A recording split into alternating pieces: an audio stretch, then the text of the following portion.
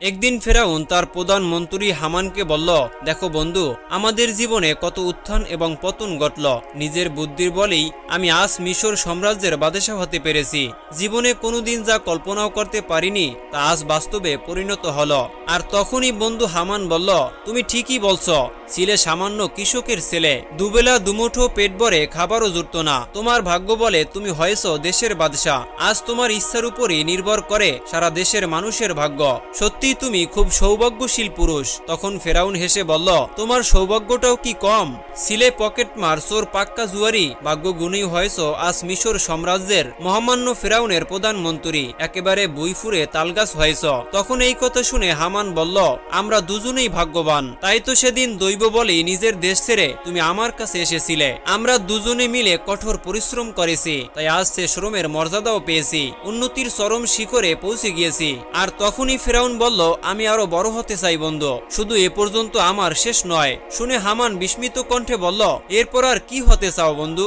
দেশের বাদশাহ হবার পরে উচ্চ পদ আর কি আছে? কি চাই তোমার? ফেরাউন সগর্বে উত্তর দিল, আমি এখন নিজেকে খোদা বলে ঘোষণা করতে চাই। এই কথা শুনে হামান যেন আকাশ থেকে পড়ল এবং বলল, এসব কি বলছো? তা কি করে সম্ভব? ফেরাউন তেমনি সগর্বে বলল, সব অসম্ভবকেই আমি আর সম্ভব করতে চাই হামান। হামান বলল, ত্রিভুবনের মালিক খোদা একজন তো আছেন, যিনি তোমাকে আমাকে এ বিশ্বভুবনের সবকিছুই সৃষ্টি করেছেন। মানুষের হায়াত, মওয়াত, দন দৌলত সবকিছু যার হাতে, তিনিই তো খোদা। তুমি আবার খোদা হবে কি করে? ফেরাউন বলল, আমি তাই হতে চাই বন্ধু। সারা পৃথিবীর খোদা আপাতত না হতে পারলেও এ মিশরের সাম্রাজ্যের খোদা আমি হবই। হামান বলল, তুমি নিজেকে খোদা বলে ঘোষণা করলেও দেশের লোক কখনো তোমাকে খোদা বলে স্বীকার করবে না, কারণ দেশের প্রায় লোক নবী ইউসুফ আলাইহিসসালামের সত্য ধর্ম পালন করে। তুমি নিজেকে খোদা বলে ঘোষণা করলেও তারা কিছুতেই তোমাকে খোদা বলে মানবেই না, বরং আরো বিদ্রোহী হয়ে উঠবে। বিভিন্ন দিকে বিদ্রোহের আগুন জ্বলে উঠবে। ফেরাউন শুনে ক্রোধে জ্বলে উঠল এবং বলল, এ রাজ্যের কার এমন শক্তি আছে যে আমার বিরুদ্ধে মাথা তুলে দাঁড়াতে পারে? আমি তাকে নিশ্চিহ্ন করে দিব। তখন হামান হেসে বলল, ধীরে বন্ধু ধীরে, অত জোরে লাফ দিলে ঠ্যাং ভেঙে যাবে। সারা দেশের লোক যদি তোমার বিরুদ্ধে খেপে উঠে, তাহলে তুমি কজনকে দমন করবে আর কজনকেই বা শাস্তি দিবে? এই কথা শুনে ফেরাউন হতাশ কণ্ঠে বলল, তাহলে আমার এই উচ্চ বিলাস কি পূর্ণ হবে না বন্ধু? আর তখনই হামান গভীরভাবে চিন্তা করে বলল, উপায় অবশ্যই আছে, কিন্তু সেজন্য সময়ের প্রয়োজন। দেশে যতদিন পর্যন্ত শিক্ষিত আর জ্ঞানী লোক থাকবে ততদিন পর্যন্ত তোমার কাজ সিদ্ধ হবে না। আর তখনই এই কথা ফেরাউন শুনে ফেরাউন জিজ্ঞাসা করল, দেশের শিক্ষিত আর জ্ঞানী লোকদেরকে কি করে নিরস্ত করা যাবে? আর তখনই হামান বলল, যত অনার্থের মূল হলো ওই বনি ইসরাইল সম্প্রদায়, এরা নিজেরাও শিক্ষিত আর ধর্মপরায়ণ। ফেরাউন জিজ্ঞাসা করল, তাহলে কি উপায়ে শিক্ষিত লোকদেরকে দমন করা যায়? আর তখনই হামান হেসে বলল, যারা শিক্ষিত আর জ্ঞানী হয়ে গেছে তাদেরকে দমন করার কোনো প্রয়োজন নেই। আমাদের কর্তব্য হবে দেশে যাতে ভবিষ্যতে কোনো লোক শিক্ষিত হতে না পারে, সে চেষ্টাই আমাদেরকে করা উচিত। আর তখনই ফেরাউন বলল, তাতে কি বা ফল হবে? হামান বলল, ফল অবশ্যই হবে। দেশের সর্বত্র লেখাপড়া বন্ধ হয়ে গেলে কয়েক বছরেই সব লোক মূর্খ হয়ে যাবে। তখন তাদেরকে যা বোঝানো যাবে নির্বিবাদে তারা তাই মেনে নিবে। তারপর হামানের যুক্তি মতোই পাপাত্তা ফেরাউন পরদিন কঠোর আইন প্রণয়ন করে দেশের সর্বত্র ঘোষণা করে বললেন, আজ থেকে মিশরের যাবতীয় স্কুল, কলেজ, মাদ্রাসা সম্পূর্ণভাবে বন্ধ করে দেওয়া হলো। সুতরাং এখন থেকে এদেশের লোকদের বিদ্যা অর্জন চিরদিনের জন্য বন্ধ। যদি কেউ এই আদেশ অমান্য করে এবং বিদ্যা অর্জন করে বা বিদ্যা দান করে, তাহলে তাকে কঠোর শাস্তি দেয়া হবে। এছাড়া আরো জানানো যাচ্ছে যে আজ থেকে মিশর সাম্রাজ্যে সব প্রকার ধর্মীয় কাজ নিষিদ্ধ করা হলো। কেউ কখনো ধর্ম আলোচনা বা ওয়াজ নসিহত করতে পারবে না। এই আইন অমান্যকারীর শাস্তি হবে প্রাণদণ্ড। পাপাত্তা ফেরাউনের এমন আদেশে দেশের সকল লোক স্তম্ভিত হয়ে গেল, কারণ ফেরাউন দেশের সর্বত্র গুপ্তচর নিযুক্ত করে করা পাহারার বন্দোবস্ত করল। বনি ইসরাইলগণ গোপনে লেখাপড়া, ধর্মচরণ চালিয়ে যেতে লাগলো। বহু লোক ধরা পড়ে প্রাণও দিতে লাগলো। এমনই করে সুদীর্ঘ 40টি বছর পেরিয়ে গেল। স্কুল, মাদ্রাসা এবং ধর্মীয় প্রতিষ্ঠানগুলো সকল কিছু বন্ধ হয়ে যাওয়াতে উপযুক্ত শিক্ষা দীক্ষা না পেয়ে লোকজন অজ্ঞানতার তিমিরে নিক্ষিপ্ত হলো। তখন একদিন পাপাত্তা হামান ফেরাউনকে বলল, বাদশাহ, এবার আপনি নিজেকে খোদা বলে ঘোষণা করতে পারেন, কারণ এখন সারা দেশে তার উপযুক্ত পরিবেশ সৃষ্টি হয়েছে। তাদের এখন আর ভালো মন্দ এমনকি পাপ পুণ্য বোঝার শক্তি নেই। এখন তাদের যা বলা যাবে তাই তারা নির্বিবাদে মেনে নিবে এবং গ্রহণ করবে। আর তখনই ফেরাউন হামানের কথা শুনে আনন্দে ফেটে পড়ল এবং মনের কোণে ফুটে উঠল খুশির ঝলক। পরদিনই আইন জারি করে দেশের সর্বত্র ঘোষণা করে একজন ফেরাউনের পক্ষ থেকে বললেন, বললেন, দেশবাসী প্রজাগণ, মহামান্য বাদশাহ ফেরাউন তোমাদের শক্তিমান খোদা, তোমরা তাকেই খোদা বলে স্বীকার করে এবং পূজা করবে এবং তার কাছেই নিজের মনস্ক কামনা যাচনা করবে। তোমরা যেসব দেবদেবীর পূজা বর্তমানে করছো তারা সবাই মহামান্য বাদশাহ ফেরাউনের একান্ত বাদ্য এবং অধীনস্থ শিষ্য। তোমাদের সর্বপ্রধান খোদা হলো ফেরাউন। তোমাদের সর্বপ্রধান খোদা ফেরাউন তাদের প্রত্যেকের হাতে এক একটি বিশেষ ক্ষমতা প্রদান করেছেন। তারা ফেরাউনের ইচ্ছা মতোই তাদের কাজ সম্পূর্ণ করে যাচ্ছে। সুতরাং তাদেরকে ক্ষুদ্র ক্ষুদ্র খোদা মনে করে যথাযুক্ত পূজা অর্চনা করবে। যারা আনন্দি চিত্তে কাজ করবে তারা মহামান্য ফেরাউনের প্রিয় পাত্র হবে এবং অন্নকুল্য লাভ করবে ও মর্যাদার অধিকারী হবে। আর সর্বশক্তিমান মহামান্য ফেরাউন তাদের যাবতীয় দুঃখ দৈন্য এবং অভাব অনটন গুছিয়ে দিবে এবং রোগ শোক থেকে রক্ষা করবে। এ আদেশ প্রচার হবার সঙ্গে সঙ্গেই সারা দেশ জোড়া অজ্ঞান অশিক্ষিত বব্বর প্রজারা সানন্দে ফেরাউনকে খোদা বলে মেনে নিল এবং ফেরাউনের প্রতিমূর্তি তৈরি করে ঘরে ঘরে পূজা করতে শুরু করলো, যেন হুকুমের অন্যথা না হয়। ফেরাউন নিজে খোদা হয়েছে, সুতরাং তার অসাধ্য কিছুই নেই।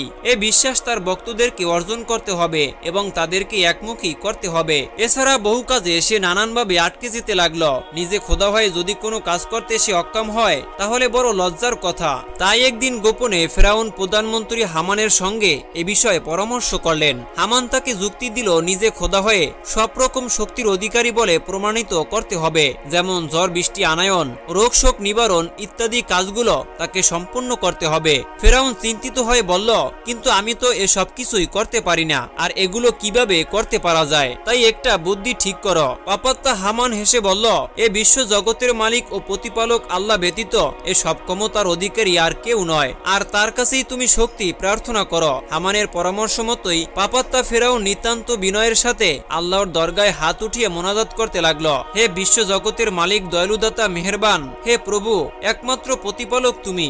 আমি জানি তুমি এ বিশ্ব জগতের পালন কর্তা। তোমার ইচ্ছাতেই ত্রিভুবনের সবকিছু সাধিত হচ্ছে। তুমি আমাকে নিতান্তহীন অবস্থা থেকে একটা রাজ্যের প্রতাপশালী সম্রাট ভাবে অধিষ্ঠ করেছ, কিন্তু আজ আমি খুবই লাচার হয়ে পড়েছি প্রভু। আমি নিজেকে খোদা বলে ঘোষণা করেছি সত্য, কিন্তু কোনো কিছু অলৌকিক কাজ করার শক্তি আমার নেই। তাই ভক্তদের কাছে আমি বড়ই লজ্জিত হচ্ছি। হে মহান প্রভু, তুমি আমাকে সেসব বিষয়ের সব প্রকার ক্ষমতা প্রদান করো। পরম দয়ালু আল্লাহ পাক রব্বুল আলামিনের মহিমা বোঝার সাধ্য কারো নেই। পাপাত্তা ফেরাউনের প্রার্থনা আল্লাহ তাআলা শ্রবণ করলেন এবং তাকে সব অতি মানবীয় গুণের অধিকারী করলেন। এরপরে নিজের ইচ্ছামতো প্রায় সব কাজ করতে সক্ষম হতো ফেরাউন। তার আদেশে নীল নদের জোয়ারভাটা পর্যন্ত নিয়ন্ত্রিত হতো এবং তার আদেশে কঠিন দুরারোগ্য রোগী মুহূর্তের মধ্যে আরোগ্য লাভ করত। ফেরাউনের বাড়িতে একটা গাছ ছিল। সে গাছের ফল, ফুল এবং শিকড় এবং পাতা দিয়ে সব প্রকার কঠিন ব্যাধিও আরোগ্য করতে পারত। সর্বশক্তিমান আল্লাহ পাক রব্বুল আলামিন ফেরাউনকে 400 বছরের আয়ু দান করেছিলেন। এ দীর্ঘ জীবনের মধ্যে কোনো রোগ শোক তাকে আক্রমণ করতে পারেনি। তার স্বাস্থ্য অটুট ছিল, গায়ের শক্তি ছিল প্রচুর, শরীর ছিল লোহার মতো শক্ত। একদিন ফেরাউন রাজ্যময় ঘোষণা করে দিল যে আমার আদেশেই নীল নদ প্রবাহিত হয়, আমার আদেশেই জোয়ারভাটা নিয়ন্ত্রিত হয়, আমার দয়াতেই নীল নদের পানি প্রবাহিত হয়ে তোমাদের জন্য প্রচুর পরিমাণে ফসলাদি উৎপন্ন হয়, কৃষিকাজ চলে। আমি দয়া করে তোমাদের জন্য যাবতীয় সুখ সুবিধা দিয়ে থাকি, ব্যবস্থা করে থাকি। আমি ইচ্ছা করলে একটি লোককে এই মুহূর্তে হত্যা করে ফেলতে পারি, তাতে বাধা দেবার ক্ষমতা কারো নেই। পক্ষান্তরে আমার ইচ্ছা মতোই তোমাদের জন্য সুখ দুঃখ নিয়ন্ত্রণ হয়। আমার আদেশ অমান্য করে যে ব্যক্তি আমাকে সর্বশক্তিমান খোদা বলে অস্বীকার করবে তার কিছুতেই রক্ষা নেই, তার কিছুতেই নিস্তার নেই। ফেরাউনের কথা শুনে মিশরের মূর্খ কীর্তি সম্প্রদায় বিনা প্রতিবাদে তাকে খোদা বলে মেনে নিল এবং ঘরে ঘরে তার পূজা অর্চনা শুরু করে দিল। কিন্তু ফেরাউনের এত কঠোর আদেশ সত্ত্বেও বনি ইসরাইলের কিছু লোক তাকে কিছুতেই খোদা বলে স্বীকার করল না এবং বিশ্বাস করল না। তাদের শিক্ষা দীক্ষা ধর্মীয় কার্যবলীও বন্ধ করল না। তারা অতি গোপনে ছেলে মেয়েদেরকে বিদ্যা শিক্ষা দিতে লাগলো, জ্ঞান চর্চা করাতে লাগলো। ফেরাউন যখন নিজেকে খোদা বলে ঘোষণা করতে আসলো, তার প্রতিবাদ করে বনি ইসরাইলগণ বলল, মানুষ কখনো খোদা বা উপাস্য দেবতা হতে পারে না। খোদা তাআলা হলেন অনন্ত অসীম নিরাকার এবং সর্বশক্তিমান, তার দেশর কেউ নেই। মানুষ নিজের ভাগ্যের দ্বারা নিয়ন্ত্রিত, জন্ম মৃত্যুর অধীন। যত দীর্ঘায়ু তার হোক না কেন তা সীমাবদ্ধ। মানুষ তো আল্লাহ তাআলারই সৃষ্টিজীব, সে আবার খোদা হবে কি করে তা কখনোই হতে পারে না। তিনি একমাত্র মহাপ্রভু। সুতরাং প্রতিটি মানুষের উচিত একমাত্র আল্লাহ তাআলারও ইবাদত এবং বন্দিগি করা, তারই উপাসনা করা। তা না করে মানুষ কেমনে তোমাকে খোদা বলে মেনে নিবে তা আমরা কখনোই করতে পারবো না। বনি ইসরাইলদের কথা শুনে মহাপাপী ফিরাউন ভীষণ রাগান্বিত হয়ে গেল, ক্রোধে গর্জন করে উঠল এবং বলল, আমার ওই রাজত্বে বাস করে আমার ওই বিরুদ্ধে আচরণ করবে, আমি তাদেরকে সমূলে ধ্বংস করে দিব। তারপর থেকে বনি ইসরাইলদের প্রতি শুরু হলো অমানবিক অত্যাচার আর অবিচার। মাঝে মাঝে বনি ইসরাইলদের সারাদিন কঠোর পরিশ্রম করে বিরক্ত হস্তে ফিরে এসে স্ত্রী পুত্র নিয়ে অনাহারেই কাটাতে হতো। অনেকেই পাপিষ্ঠদের অত্যাচারে অতিষ্ঠ হয়ে দেশ ত্যাগ করে চলেও গেল। একদিন আল্লাহর ইচ্ছায় হঠাৎ নীল নদের পানি শুকিয়ে গেল। আচমকাই বিপদ দেখা দিল। পানির অভাবে সারা দেশে হাহাকার পড়ে গেল। পিপাসায় প্রাণ ওষ্ঠাগত হলো, কারণ তা দিয়ে দেশের লোকের পানির প্রয়োজন মিটত, কৃষিকাজ চলত। তাই সারা দেশের লোক পরামর্শ করে তাদের মাতব্বর প্রধানকে খোদারূপী পাপিষ্ঠ ফেরাউনের কাছে পাঠিয়ে দিল। মাতব্বর প্রধান এসে ফেরাউনের দরবারে কাতরভাবে জানালো, আপনাকে আমরা সবাই খোদা বলে মেনে নিয়েছি, নীল নদের পানি শুকিয়ে গেছে, আপনি দয়া করে জলদি যদি নীল নদের পানি না দেন তাহলে আমরা কেউই আর বাঁচতে পারবো না। তাছাড়া আপনি যদি অতি সত্বর নীল নদের পানি প্রবাহিত না করে দেন তাহলে আমরা কেউই আপনাকে খোদা বলে মানব না, বিশ্বাসও করব না। বনি ইসরাইলগণ বলেছে, আমরা যদি তাদের খোদাকে স্মরণ করি এবং কাতরভাবে প্রার্থনা করি তাহলে খুব শীঘ্রই নীলনদ পানিতে ভরে যাবে। আপনি যদি তা না পারেন তাহলে আমরা সবাই বনি ইসরাইলের খোদাকে স্মরণ করব এবং তার উপাসনা করব। এই কথা শুনে পাপাত্তা ফিরাউন মহা চিন্তায় পড়ে গেল। এতদিন নীলনদ তার কথাই শুনেছে, এখন হঠাৎ করে অবদ্ধ হয়ে গেল। তারপরে ফিরাউন নীলনদের কাছে গেল। ফিরাউন বারবার নীলনদকে পানি প্রবাহিত করার আদেশ করল, কিন্তু এক ফোঁটা পানিও প্রবাহিত হলো না। আর তখনই ফিরাউন ভাবতে লাগলো, তাহলে কি উপায় হবে? দেশের অধিকাংশ লোকই তাকে খোদা বলে মেনে আসছে, আর যদি সে নীলনদের পানি প্রবাহিত করতে না পারে তাহলে কেউই আর তাকে খোদা বলে মেনে নিবে না। সহসা তার মনে এক শুভ বুদ্ধির উদয় হলো, তার উপরেও আরেকজন মহাশক্তিশালী খোদা আছেন যিনি বিশ্ব সংসার সৃষ্টি করেছেন এবং তা পরিচালনা করেছেন। সুতরাং তার কাছে আত্মসমর্পণ ব্যতীত তার দ্বিতীয় কোনো উপায় নেই এবং কোনো পথ নেই। আর তাই সে প্রজাদেরকে অভয় দিয়ে বলল, তোমরা যার যার ঘরে ফিরে যাও, খুব শীঘ্রই নীলনদে পানি প্রবাহিত হবে। তারপর প্রজাদেরকে বিদায় করে ফিরাউন দুঃখিত মনে ঘর থেকে বেরিয়ে গেল এবং একটা দ্রুতগামী অশ্বে আরোহণ করে নীলনদের তীরবর্তী একটি পাহাড়ে এসে উপস্থিত হলো। তারপর অশ্ব থেকে অবতরণ করে পাহাড়ের একটি গুহায় প্রবেশ করলো এবং সেখানে গিয়ে আল্লাহ তাআলার কাছে করুণভাবে প্রার্থনা করতে লাগলো, হে ত্রিভুবনের মালিক, হে সর্বশক্তিমান দয়ালুদাতা মেহেরবান, হে দয়ার সাগর, আমি তো তোমারই সৃষ্টিজীব, তোমারই করুণায় আমি আজ উন্নতির চরম শিখরে উন্নীত হয়েছি। তোমার ইচ্ছাতেই প্রজাদের কাছে খোদা বলে স্বীকৃতি পেয়েছি। তাই তোমার কাছে আমার করুণভাবে আবেদন, তুমি আমাকে প্রজাদের কাছে বেইজ্জতি করো না, লজ্জিত করো না। আমি যদি নীলনদের পানি পুনরায় প্রবাহিত করতে না পারি তাহলে আমার আর দুর্নামের সীমা থাকবে না। সুতরাং হে দয়ালু আল্লাহ, তুমি আমাকে বেইজ্জতি করো না। তুমি তো মহাপাপী ইবলিসের প্রার্থনা কবুল করে তাকে অসীম ক্ষমতার অধিকারী করে দিয়েছ, আমাকেও সে অসীম ক্ষমতা এবং মান সম্মান আর প্রতিপত্তি দান করো। হে আল্লাহ, আমি শুধু ইহকালের সুখভোগ, মান সম্মান ও প্রতিপত্তি চাই, আমি আখিরাত চাই না, বেহেশতের সুখ সম্পদ চাই না। আমি শুধু চাই যে পৃথিবীতে মান সম্মান আর প্রতিপত্তি। হে দয়ালু আল্লাহ, তুমি দয়া করে নীলনদকে আমার বাধ্য করে দাও। হে দয়ালু আল্লাহ, আমি মুখে যাই বলি না কেন আমি জানি তুমি আমাকে সৃষ্টি করেছ এবং তুমি আমাকে প্রতিপালন করেছ।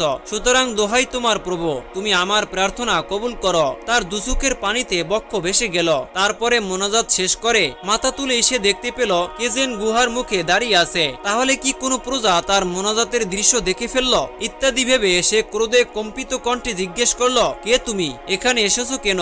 আগন্তুক স্বাভাবিক কণ্ঠে বলল, আপনি দেশের বাদশাহ, আমি আপনার কাছে একটি বিচারের জন্য এসেছি, আমি সুবিচার প্রার্থী। এই কথা শুনে ফেরাউন আরো ক্রোধান্বিত হয়ে উঠল এবং গর্জে উঠে বলল, বিচারের জন্য এখানে কেন? আগামীকাল দরবারে যাবে, সেখানেই তোমার অভিযোগ শুনবো, বিচার মীমাংসা হবে সেখানে। আগন্তুক দৃঢ় কণ্ঠে বলল, তা হবে না, এখানে আমার অভিযোগ আপনাকে শুনতেই হবে, নাইলে এ গুহা হতে আপনাকে আমি বের হতে দিব না। এই কথা শুনে তো ফেরাউনের পিত্তি জ্বলে উঠল। তার রাজ্যে কার এমন দুঃসাহস যে তার সামনে দাঁড়িয়ে এমন দৃঢ় স্বরে কথা বলতে পারে। ফেরাউন গুহার দ্বারে এসে উকি দিয়ে দেখতে পেল নীলনদ পানিতে পরিপূর্ণ হয়ে গেছে। তাহলে আল্লাহ নিশ্চয়ই তার প্রার্থনা কবুল করেছেন। খুশিতে আটখানা হয়ে গেল ফেরাউন। আগন্তুক তখন আবার তার কাছে গেল। তার মুখের দিকে সহসা ফেরাউনের দৃষ্টি পড়তেই তার মনে ভাব আভ্যন্তরের উপস্থিত হলো। আর তখন সে জিজ্ঞেস করলো, বলো আগন্তুক, কি তোমার আবেদন, কি তোমার প্রার্থনা? আগন্তুক ব্যক্তিটি তেমনি ভাবে বলল, বলুন তো, কোন লোকের প্রতি তার প্রভু যদি অসীম অনুগ্রহ দান করে এবং তার যাবতীয় সুখ শান্তির ব্যবস্থা করে দেয়, তা সত্ত্বেও যদি সেই লোক তার প্রভুর অবাধ্য হয়, তাহলে তার কিরূপ শাস্তি হওয়া প্রয়োজন? ফেরাউন সঙ্গে সঙ্গে বলল, তাহলে সে অবাধ্য দাসকে নীল নদের পানিতে ডুবিয়ে মারা উচিত। আগন্তুক বলল, তাহলে আপনি আদেশটি একটি কাগজে লিখে দিন। আর তখনই ফেরাউন বলল, এখানে তো কাগজ কলমের কিছুই নেই, তুমি আগামীকাল দরবারে যেও, সেখানেই দেব। আগন্তুক বলল, কাগজ কলম আমার সঙ্গেই আছে, এই নিন, আপনি লিখে দিন। ফেরাউন কাগজ কলম নিয়ে লিখল, যদি কোনো দাস তার প্রভুর অকৃতজ্ঞ হয়, তবে এ প্রকার দাসকে শাস্তি স্বরূপ নীল নদের পানিতে ডুবিয়ে মারা উচিত। আগন্তুক বলল, এবার আপনার নাম সই করে দিন। ফেরাউন নিজের নাম সই করে আগন্তুকের হাতে কাগজটি ফেরত দিল। চিন্তাও করল না যে সে কি করছে। মানবরূপী জিব্রাইল ফেরেশতা কাগজখানা নিয়ে চলে গেলেন। ফেরাউন পুনরায় অশ্বে আরোহণ করে রাজধানীতে রওনা হলো। পথিমধ্যে সে একটি গায়েবী আওয়াজ শুনতে পেয়ে দাঁড়ালো। দাঁড়িয়ে সে সুস্পষ্টভাবে শুনতে পেল যে, হে ফেরাউন, আমি নীলনদকে তোমার বাধ্য অনুগত্য করে দিলাম। এছাড়া আমি তোমাকে 400 বছর আয়ু দান করেছি। সর্বত্রই তুমি বিজয়ী থাকবে। কোন প্রকার রোগ ব্যাধি তোমাকে স্পর্শ করতে পারবে না। তোমার যৌবন কখনো নষ্ট হবে না। সুতরাং তুমি তোমার মহাপ্রভুর অসীম অনুগ্রহের কথা কখনো ভুলে যেও না। যদি তা ভুলে যাও, তাহলে তুমি অবদ্ধ দাসের শাস্তির জন্য যে আদেশ দিয়েছ তা তোমার জন্যই প্রযোজ্য হবে। তারপরে ফেরাউন নীল নদে পানি প্রবাহিত হবার আনন্দে আটকানা হয়ে রাজধানীতে ফিরে এলো এবং নিজের বাহাদুরির কথা প্রচার করতে লাগলো। অশিক্ষিত কীর্তি সম্প্রদায় এই অলৌকিক দৃশ্য দেখে ফেরাউনকেই খোদা বলে ধীরভাবে বিশ্বাস করলো। কিন্তু বনি ইসরাইলগণ কিছুতেই তাকে খোদা বলে মেনে নিল না, কিছুতেই না। নানান দুঃখ দুর্দশার ভেতরে থেকেও তারা আল্লাহর ইবাদত করতেন। তারপরে ফেরাউন সিদ্ধান্ত নিল যে বনি ইসরায়েলে কোনো ছেলে সন্তান জন্ম নিলে তাকে হত্যা করা হবে, যাতে করে তাদের কাজে কেউ বাধা দিতে না পারে। ফেরাউন বলল তার অনুসারীদের, তোমাদের অভিমত কি? তারা সবাই একমত হলো। অতঃপর ফেরাউন কিছু সংখ্যক লোককে বড় বড় ছুরি সহ পাঠালেন। তারা বনি ইসরায়েলের মধ্যে ঘুরে ঘুরে যখনই কোনো ছেলে সন্তান পাবে তখনই তাকে হত্যা করবে। তারা কিছুদিন যাবৎ এইরূপ কাজ করলো। অতঃপর যখন তারা দেখলো যে বনি ইসরায়েলের বিদ্যার মৃত্যুর কারণে এবং ছোটরা হত্যার কারণে নিঃশেষ হয়ে যাচ্ছে, তখন তাদের মধ্যে একজন উঠে বলতে লাগলো, যে এভাবে বনি ইসরায়েলরা ধ্বংস হয়ে গেলে যেসব দৈহিক শ্রম সেবার কাজ তারা করত তা ভবিষ্যতে কীর্তিদেরকে করতে হবে। তাই তারা পুনরায় স্থির করলো যে 1 বছর প্রতিটি ছেলে সন্তানকে হত্যা করা হবে এবং পরের বছর কাউকেই হত্যা করা হবে না। সুতরাং এই সিদ্ধান্তে তারা একমত হলো। যে বছর নবজাতকদের হত্যা করা হবে সেই বছরই মুসা আলাইহিসসালামকে গর্ভে ধারণ করেন। ইবনে আব্বাস রাদিয়াল্লাহু তাআলা আনহু বলেন, হে ইবনে জুবায়ের, এটা ছিল ফুতুন বা পরীক্ষার সমূহের একটি। মাতৃগর্ভে থাকতেই আল্লাহর ইচ্ছায় মুসা আলাইহিসসালামকে এই পরীক্ষার সম্মুখীন হতে হয়। আল্লাহ তাআলা মুসা আলাইহিসসালামের মায়ের কাছে একজন ফেরেশতা পাঠালেন এবং তিনি বললেন, তুমি ভীতু হবে না ও চিন্তাগ্রস্ত হবে না। আমি তাকে আবারও তোমার কাছে ফেরত পাঠাবো এবং তাকে রাসূলদের অন্তর্ভুক্ত করব। আল্লাহ তাআলা তখন তাকে নির্দেশ দিলেন যে যখন তুমি তাকে প্রসব করবে তখন তাকে একটি সিন্ধুকে পুরে নদীতে ভাসিয়ে দিবে। যখন তিনি মুসা আলাইহিসসালামকে প্রসব করেন তখন তিনি সেই মতই কাজ করলেন। সন্তান যখন মার কাছ থেকে দূরে সরে গেল তখন তার কাছে শয়তান আগমন করল। মুসা আলাইহিসসালামের মা মনে মনে ভাবতে লাগলেন এবং বলতে লাগলেন, হায় হায়, আমার ছেলেকে আমি কি করলাম? যদি আমার সামনে আমার ছেলেকে জবেহ করা হতো, আমি তাকে দাফন কাফন করতে পারতাম। তাহলে ছেলেটিকে সাগরের প্রাণী ও মাছের খাদ্য হিসাবে নদীতে ফেলে দেওয়া থেকে আমার কাছে অধিকতর প্রিয় হতো। পানির স্রোত সিন্ধুকটিকে প্রায় নদীমুখী নিয়ে গেল, যেখান থেকে ফেরাউনের স্ত্রী বাদীরা পানি উঠিয়ে নিয়ে যেত।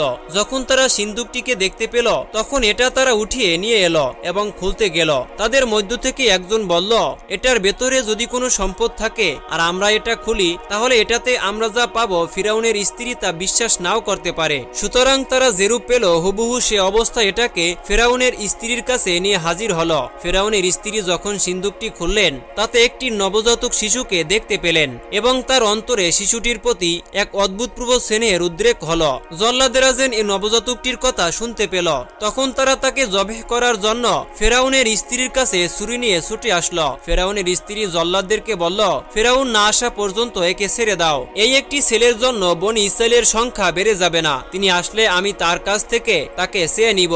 যদি তিনি তা মঞ্জুর করেন তাহলে এটা হবে তোমাদের একটা চমৎকার কাজ, আর যদি তিনি তাকে হত্যার নির্দেশ দেন তাহলে তোমাদের বিরুদ্ধে আমার কোনো অভিযোগ থাকবে না। আর তখনই ফেরাউনের স্ত্রী ফেরাউনের কাছে গেল এবং বলল, এই এই শিশুটি আমারও আপনার চোখ জুড়াবে। ফেরাউন বলল, তোমার জন্য তা হতে পারে, কিন্তু আমার জন্য নয়, আমার এটার কোনো প্রয়োজন নেই। এই কথা শুনে ফেরাউনের স্ত্রী তার আশেপাশের প্রতিটি মহিলার কাছে লোক প্রেরণ করে একজন ধাত্রী তালাশ করতে লাগলেন, কিন্তু যে মহিলারাই তাকে দুধ পান করাতে আসে কারো স্থান নবজাতক মুসা আলাইসাল্লাম গ্রহণ করলেন না। আর তাতে ফিরাউনের স্ত্রী আশঙ্কা করতে লাগলেন যে হয়তো এই শিশুটি দুধ পান না করেই মারা যাবে। তিনি অত্যন্ত বিচলিত হয়ে পড়লেন। অতঃপর তিনি এ আশায় তাকে বাজারে ও লোকালয়ে নিয়ে যেতে নির্দেশ দিলেন যে হয়তো এই ধরনের কোনো ধাত্রী পাওয়া যাবে যার স্থান শিশুটি গ্রহণ করবে, কিন্তু শিশুটি কারো স্থানই গ্রহণ করল না। অন্যদিকে মুসার জননী ব্যাকুল হয়ে মুসার বোনকে বললেন, তার পিছনে পিছনে যাও এবং খোঁজ নাও যে তার কোনো সংবাদ পাওয়া যায় কিনা, সে জীবিত আছে নাকি কোনো জীবজন্তু তাকে খেয়ে ফেলল। দূর থেকে মুসা আলাইসাল্লামের বোন তার দিকে লক্ষ্য রাখছিলেন, কিন্তু লোকজন টের পায়নি। মুসা আলাইসাল্লামের বোন দেখলেন কোনো ধাত্রী মুসা আলাইসাল্লামকে দুধ পান করাতে সক্ষম হলো না। তখন তিনি অত্যন্ত খুশি হয়ে ধাত্রী অন্বেষণকারীদেরকে বলতে লাগলেন, আমি তোমাদের এমন একটি পরিবারের সন্ধান দিতে পারি যারা তাকে স্নেহ দিয়ে সুচারু রূপে লালন পালন করার দায়িত্ব নিতে পারে। তারা বলতে লাগলো, তুমি কেমন করে জানতে পারলে যে তারা তার হিতাকাঙ্ক্ষী হবে? তারা কি তাকে চিনে? এ ব্যাপারে তারা সন্দেহ করতে লাগলো। মুসার বোন বললেন, তারা তার হিতাকাঙ্ক্ষী ও তার প্রতি সদয়, কেননা তারা সম্রাটের বিধান ও সম্রাটের কাছ থেকে উপহার লাভের আশঙ্কা পোষণ করে। আর তখনই তার কথায় তারা মুগ্ধ হয়ে মুসার বোনকে তার মায়ের কাছে প্রেরণ করল। তিনি মায়ের কাছে গিয়ে এই সংবাদ দিলেন। তখন তার মা আসলেন। যখন তিনি তাকে আপন কোলে তুলে নিলেন তখন তিনি মায়ের স্তন চুষতে আরম্ভ করলেন এবং তৃপ্তি সহকারে দুধ পান করলেন। তখন একজন সংবাদদাতা ফেরাউনের স্ত্রীর কাছে গিয়ে সুসংবাদ দিল যে আমরা আপনার ছেলের জন্য ধাত্রী পেয়েছি। ফেরাউনের স্ত্রী বলল, মা ও শিশুকে ডেকে পাঠান। তারা তার কাছে গিয়ে উপস্থিত হল। তিনি যখন তার প্রতি শিশুটির আকর্ষণ লক্ষ্য করলেন তখন তিনি তাকে বললেন, তুমি এখানে থেকে যাও এবং আমার এই সন্তানকে দুধ পান করাও, কেননা সে আমার কাছে অতি প্রিয়। তখন মা বললেন, আমার সন্তানাদি ও বাড়িঘর ছেড়ে আমি এখানে থাকতে পারি না, তাতে আমার সবকিছু বিনাশ হয়ে যাবে। যদি আপনি ভালো মনে করেন তাহলে তাকে আমার কাছে সমর্পণ করতে পারেন, আমি তাকে নিয়ে বাড়ি চলে যেতে পারি, সে আমার সাথে থাকবে, তার কল্যাণ সাধনে আমার কোনো প্রকার ত্রুটি হবে না। আমি আমার ঘরবাড়ি ও সন্তানাদি ছেড়ে কোথাও থাকতে পারি না। তারপরে মুসা আলাইসাল্লামের মা আপন সন্তানকে নিয়ে বাড়ি ফিরল। আর তখন থেকে আল্লাহ তাআলা মুসা আলাইসাল্লামকে তার মায়ের তত্ত্বাবধানে অতি উত্তম রূপে লালন পালন করতে শুরু করলো। এরকম নিত্য নতুন ইসলামিক ঘটনা পেতে অবশ্যই আমাদের এই চ্যানেলটি সাবস্ক্রাইব করে পাশে থাকবেন। দেখা হচ্ছে পরবর্তী ভিডিওতে। সে পর্যন্ত ভালো থাকুন, সুস্থ থাকুন। আল্লাহ হাফেজ।